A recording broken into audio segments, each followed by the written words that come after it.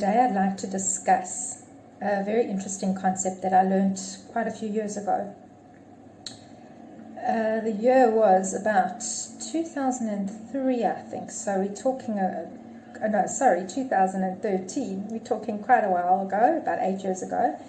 And I decided to do a course in hypnotherapy, which I was very intrigued with. And at the time, I was doing a lot of energy work in my practice, and I felt that this would be a really good fit to be able to do energy work and hypnotherapy at the same time, particularly to help my clients to implement better thought processes. Sometimes when we think about things on a very surface level, it doesn't really penetrate much deeper. So my point with this was to be able to take my clients on a much deeper level and be able to really implement better thought processes and habits as a result. And this really did bring a lot of good results.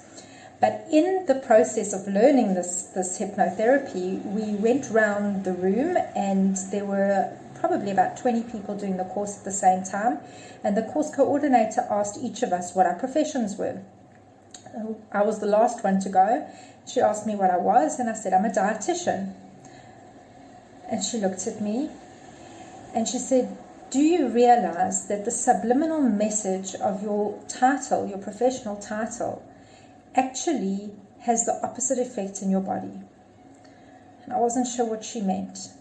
And she said, for anybody who thinks about going on a diet, when their mind hears the first three letters or reads the first three letters of that word, all they feel is that if they commit to this, they will surely at some stage have some kind of death-like experience, whether it's actual death or whether it's just a feeling of a negative experience, or part of them dies in the process.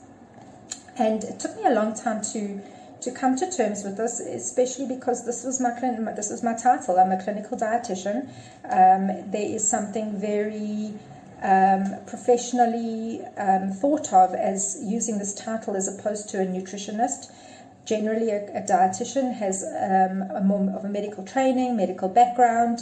There are many dietitians that choose to call themselves nutritionists, but I'd always stuck hard and fast by this word. And I made peace with the fact that this was my title, but I, from that day onwards, started moving away from using the term diet. And from moving away from using this term, not only did it shift the way that I dealt with my clients, but it helped them reframe what they were trying to achieve. Over the last few years, I've progressed from, and in fact over my 20 plus year career, I've progressed from this very strict calorie counting and macronutrient focused dieting that we were taught at university, and I've blended the way that I work now to combine more of a lifestyle plan. It's not only about the food that we eat, but how we eat it, how we think and feel when we're eating food and our body, and how it feels in our bodies. And really to focus more on a nourishing approach that continuously calls for us to make good choices on a consistent basis in order to get to an end result, which should very much be more about health and well-being as opposed to a diet that causes weight loss, or a diet that causes our blood sugars to improve or our cholesterol to improve.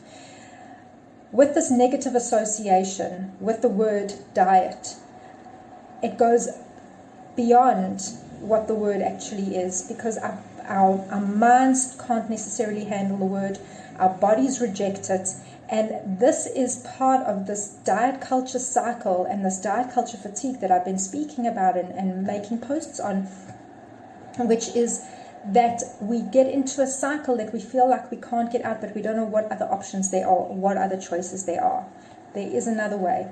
There's another way to not have these subliminal messages of the DIE, the die part of diet.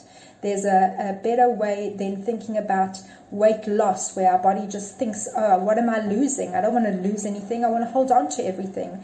And this is part of the sabotage that we experience when we are going through these transitional processes where we think that we need to diet and lose weight in order to be a certain way, but our body rejects it and our mind tends to reject it.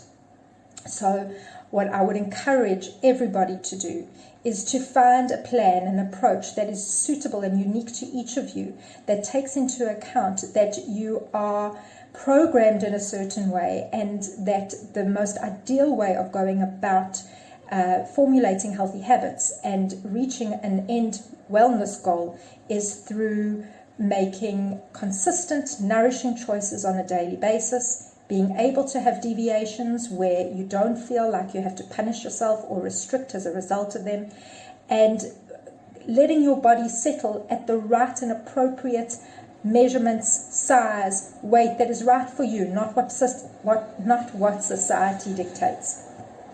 I hope this post has been helpful, especially after a weekend where we had Shabbat and Shavuot, and a lot of people are feeling perhaps very shameful about what they ate, how much they ate. It's more than about what happens in 1 day or 2 days or 3 days. Wish you all good health. This is the Wellness Wednesday post. Take care.